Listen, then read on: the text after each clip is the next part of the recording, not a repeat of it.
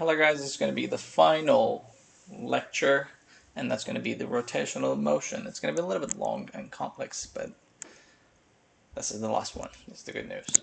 Alright, center of mass. Center of mass of an object is the point from which it can be suspended in any orientation without tending to rotate, or the balance point. And what's the important point about this point? I said a lot of points. Anyways.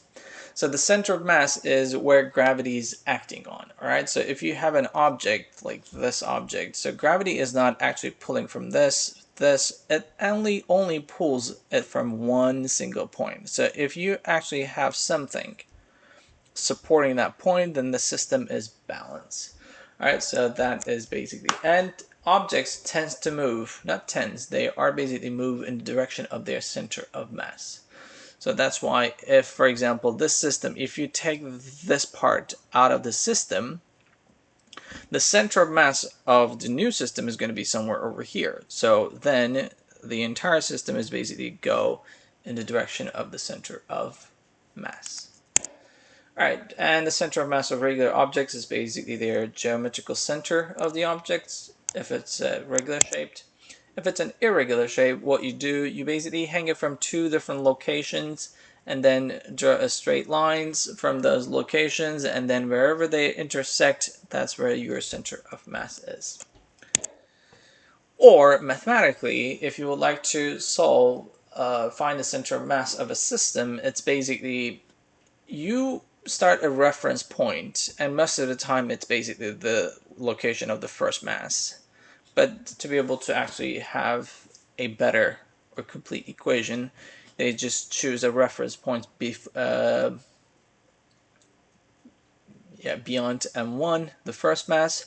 Then they also have an x1, m1, x center of mass, and x2. So a way for us to find the center of mass is basically adding all of the mass times x with the total mass.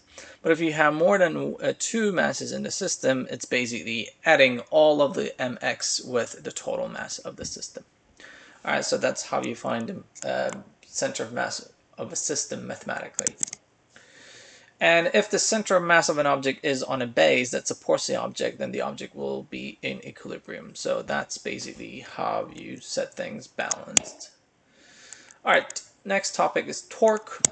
So torque is turning effect of a force about an axis is called torque about that axis. So it's basically ability to rotate.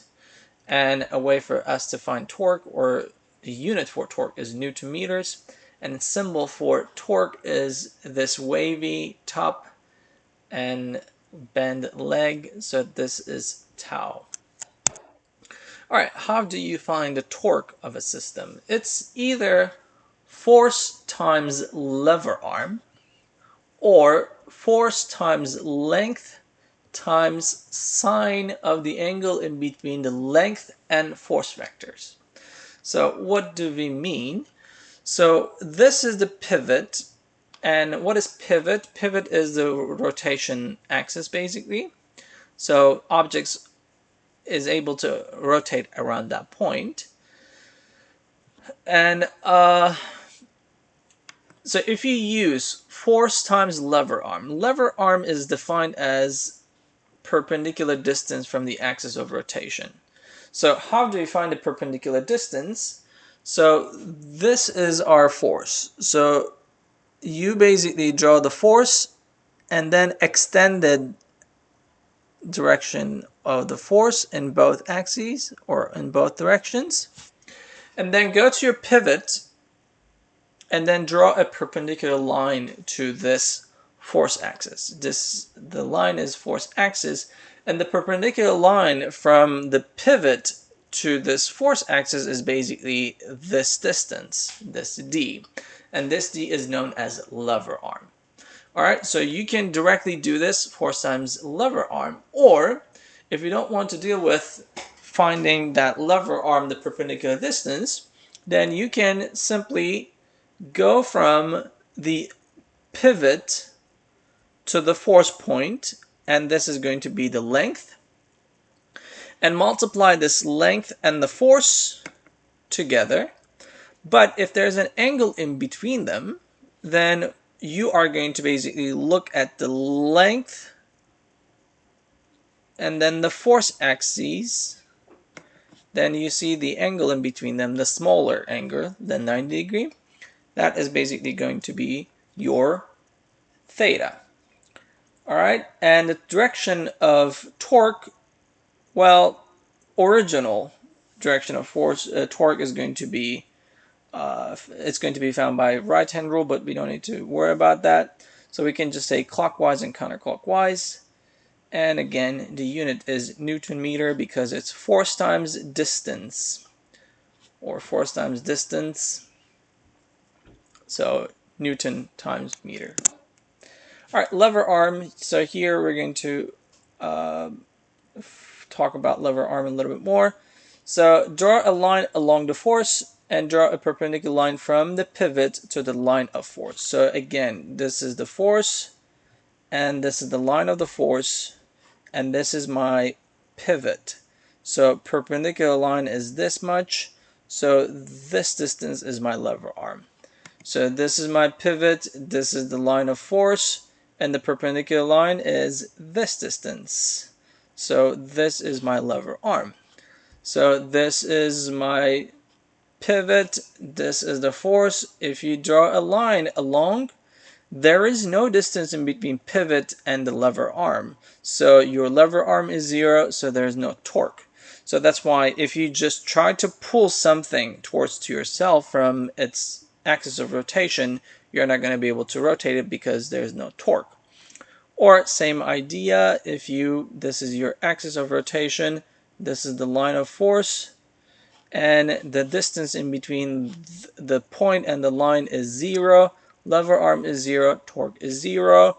Or if you apply the torque, line of force, the point, the pivot, there's no distance in between them, so torque, the lever arm is 0, so torque is 0. All right, so what is the mathematical definition of balance? You basically need two balances. You need transitional equilibrium and rotational equilibrium. And transitional equilibrium, total force has to be 0, and rotational equilibrium means total torque needs to be 0. So let's talk about different cases. Let's say the axis of rotation is at the center. So if you apply a force from one side of it, so you only have one force. So force is not balanced. So total net force is not equal to 0. And you are basically, this is the axis of rotation, so you have force over here, so this is going to actually rotate the system, so you don't have net torque equal to 0 either. So let's think about another case. The other case is you are going to have force going right, force going left. So that means net force is actually 0. So it doesn't matter where they are acted on, but the total net force is actually 0 because you have force F positive, force F negative. Once you add them, you basically have 0 net force. But the force on the top is going to rotate it in clockwise direction, and the one in the bottom will also rotate it in the clockwise direction. So they both are actually going in the same direction, so that's why it is not going to create a 0 torque. It is going to actually create a net torque in the system. So that means net force is 0, but net torque is not 0. So that's why this system is actually going to rotate. So this is not going to be in equilibrium. All right, next system is going to be as follows. So you have this time two forces going in the same direction. So your total force is going to be negative 2F because they both are going to the left and they are like magnitude of F, so it's going to be negative 2F. So net force is not equal to 0. But in this case, you are going to create with this guy clockwise torque, and then with this guy you're going to create clockwise, counterclockwise torque. And since they are basically the same distance away and the same force, they create the same amount of torque in the opposite direction, so total torque is going to be equal to 0. But what will be the case for this? So this is not a basically fixed point. So once you actually move in the direction, let's say this is a ruler or meter stick, it's just going to basically go in that direction. So it is again not in equilibrium. And what will be the case for us to set that in basically equilibrium?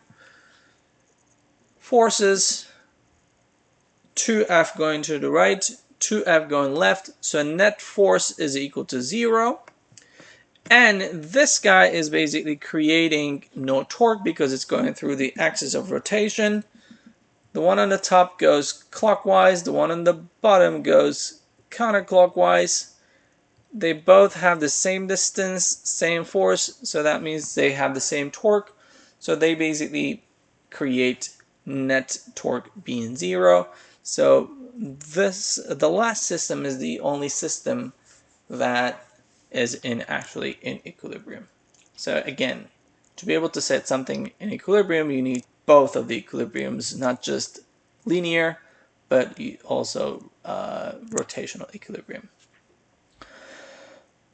And to balance a stick on a fulcrum is basically a pivot. So this point is basically your fulcrum, or this point is your fulcrum. On both sides of the fulcrum should be the same. So if the stick is off center, then the force of gravity of the stick is going to be the stick is going to be from center of mass. So in the first case, you basically have F1, L1. This is the torque on the left. You have F2, L2. This is the torque on the other side. So for a system to be balanced, you basically need to have torques being the same. So we don't really care about force in those cases, like the net force being equal to 0, because F1 and F2 are going basically down, but basically the normal force acting at this point is the balance point, or balance on the transitional part. Alright, so let's say you have an off-centered object, then what will be the system, or what will be a way for us to solve it? F1 is on the left, L1 is from the force point to the fulcrum, and since it's off-centered, and we said the center of mass is basically where gravity is pulling the objects from, so gravity is basically, or gravitational force is basically the weight of the meter stick. So basically the weight times L2 is equal to F1 times L1. So that's basically how we solve those type of questions. All right, next is angular quantities. So we don't have just linear quantities, we also have angular quantities. And the first one is angular displacement. It's basically how much angle you cover. So once you basically go from this location to this location, the rotation that you made is how much angle that you have displaced, and it's basically shown by delta theta. And the unit for this is radian, not in degrees. And radian is basically another way of measuring angles. And how do you find a radian, or what's the definition of a radian? Most of the time it's basically given by this statement: 180 degree is equal to pi radian. But radian in general, or the definition for the radian, is the ratio of the arc length s to the radius r. So in this case, the radian of this angle theta is basically found by s over r.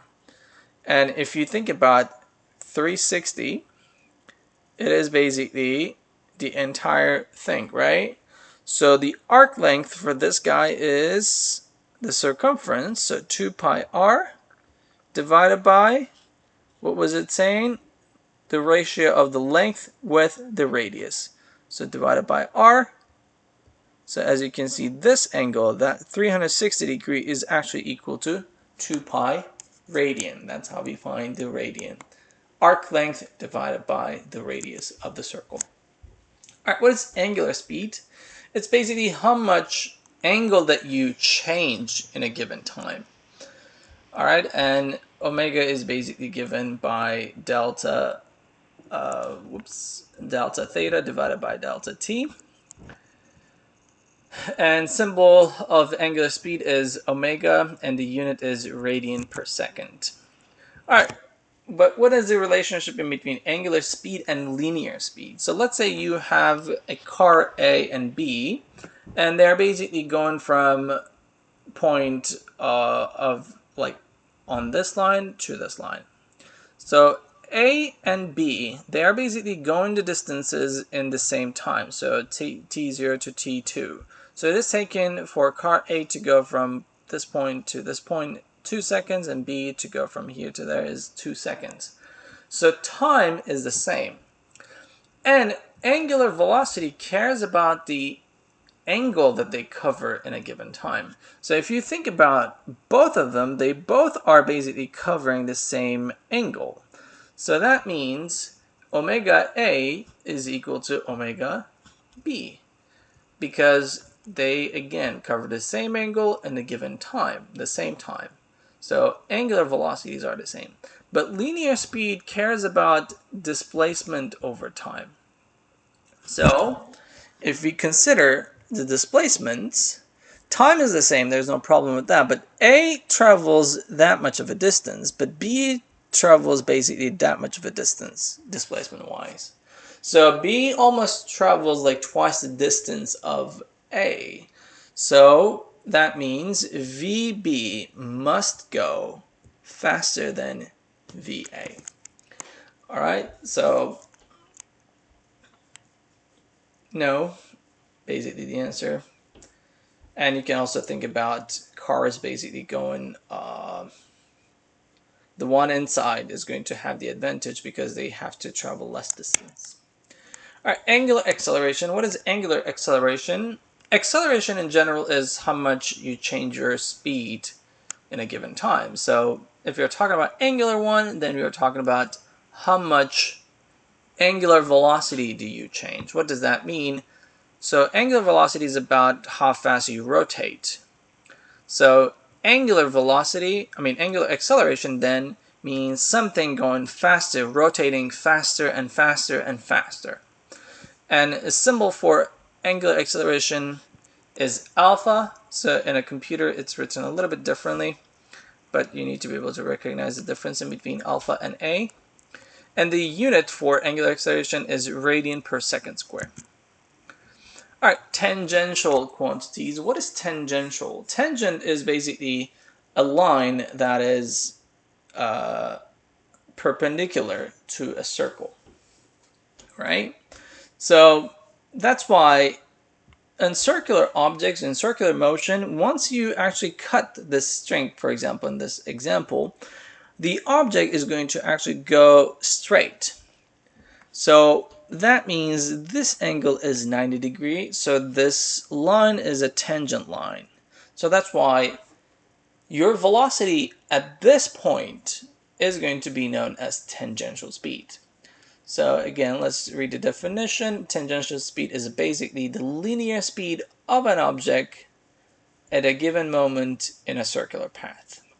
So at this point, draw the tangent line. If we were talking about over here, tangent line would be here. Here, tangent line would be here. So what is a tangent line again? A line that is making 90 degrees with the radius. All right, so that is tangential speed. But how do we calculate the tangential speed? R omega. So you multiply the radius with the angular velocity. And the unit is just velocity, it's meters per second. And tangential acceleration is similar thing, but this time we are talking about acceleration on a circular path. And a way for us to calculate tangential acceleration is radius times alpha, which is radius times angular acceleration. And the unit is, again, linear, which is meters per second squared. All right, what is rotational dynamics? So rotational dynamics is going to start with basic rotation kinematics. So kinematics, remember, we had those 4 equations. So all of those quantities will be the same. all of those equations will be the same. The only thing that will be changed is your velocity will be angular velocity. Your position will be basically, or your displacement will be angular displacement. And your acceleration will be angular acceleration. And time stays the same because there is no angular or linear time. It's just time.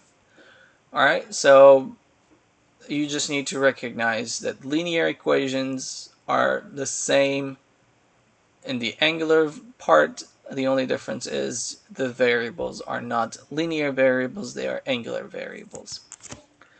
All right, rotational kinetic energy. So how do you find the rotational kinetic energy? You just basically replace this v with angular velocity. All right, but once you basically replace it with angular velocity, what is the relationship in between tangential speed and rotational speed? Omega is basically v over r, or v is equal to r omega.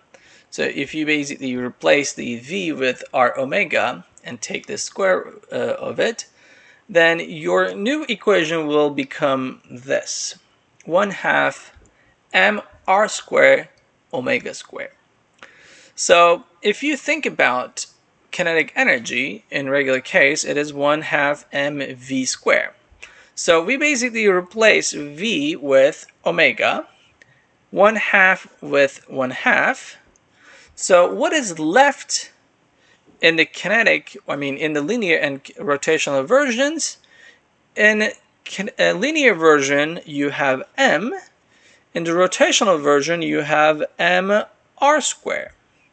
So they decided to call this mr squared a new term, and that new term is basically moment of inertia. All right, so instead of mr squared, they decided to say moment of inertia, which is shown by I. All right, so basically rotational kinetic energy is became 1/2 I omega squared. Velocity correspondence, and that became basically mass correspondence. So what is moment of inertia in reality or in detail? So it's the equivalent of mass from the linear quantities. Like I said, over here you had velocity and mass. So this is the angular version, then this is the angular version of mass. So instead of linear mass, we basically use rotational mass, which we call it moment of inertia. So what was the mass definition, if you think about it? Or not just mass definition, but inertia was basically depending on mass. So more mass means more inertia you have. So same thing as moment of inertia. It is basically resistance of objects to rotate. So sometimes also called rotational inertia.